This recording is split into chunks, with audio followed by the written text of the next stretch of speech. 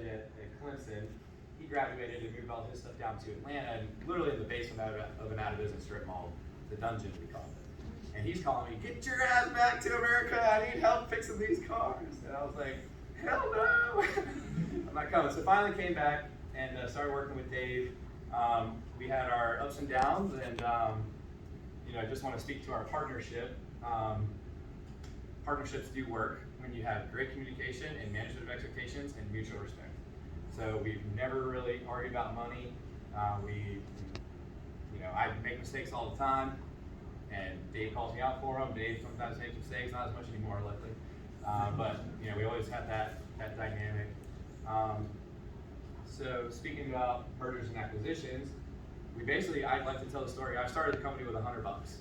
I remember Dave probably had $100,000 of student loan debt. My dad built his whole business 100% debt free, and so that's how I always operated. Like, I pay all my bills on time, I don't borrow any money, and Dave kind of was on the opposite. He's like, well, we need to borrow all this money and all this stuff. I'm like, whoa, that's too sketchy. So finally, it actually came, we were in the basement of that, it was a strip mall. Our lease was coming up to an end. We had 9 parking spots. We had probably 5 or 6 employees by then. The city was on to us every day for zoning violations, and we had to get out of there. And we needed X amount of money to buy our first building in Lawrenceville. We did not pay ourselves for like 10 weeks, and just eating ramen noodles, sleeping at the shop if we had to, working as long and hard as we could. And we finally were about to close, maybe a week out from closing, and the bank came back with the appraisal was like 60 grand short, so we needed 60 grand. So me and Dave were like, all right, we're gonna take our dads out to Taco Mac, because that's pretty nice. And we'll get the money, no problem. Long story short, takes our dads out. Dave's dad was like, sure, I'll give you 30 grand. And my dad was like, Rob, you're my only son. If you had just came to me and said, Dad, I need 30,000 bucks, don't ask me why, I'd give it to you. But after hearing your business sales pitch presentation, no way. I'm like, oh my God. And I go crying to my mom, and she's like, your dad's such an asshole. Let me call him. Anyway, they came through, they helped us, because we were so screwed. I mean, we were going to lose all our due diligence money, all our earnest money, everything.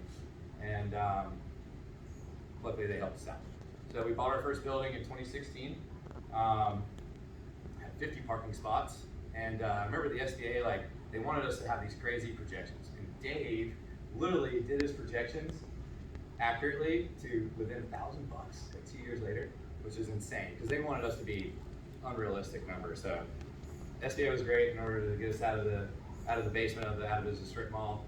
And then we bought our first business in 2018. Just trying to think about how the whole story. Basically, we like to try to buy the properties and the business. Most auto repair shops, they generally own the property and the business in one entity. We like to split them up, kind of managing risk, and then eventually we'll be, real estate, we kind of are, but eventually we'll sell our business and then keep all the real estate and then just cash flow that. What else? How many acquisitions? So now we're up to, what you forget? So I'll jump in. I'm Dave, and I went to Clemson for industrial engineering. I made fun of all the people that dropped out of engineering school to go to business school. So I was like, losers, we're engineers. And I graduated in 11 and promptly went to look for a job. And no one was hiring engineers. People were hiring business people to get them out of the Great Recession, and no one was hiring engineers. So I had been tinkering on cars throughout college, just helping out my friends and working in my apartment garage, getting in trouble with the city, and so on and so forth. So I moved all my cars and car parts and tools down to a storage unit in the suburbs of Atlanta, and was like, you know what? I'm gonna start a business. And I didn't take any business classes, but I'll figure it out. It'll be great, I promise.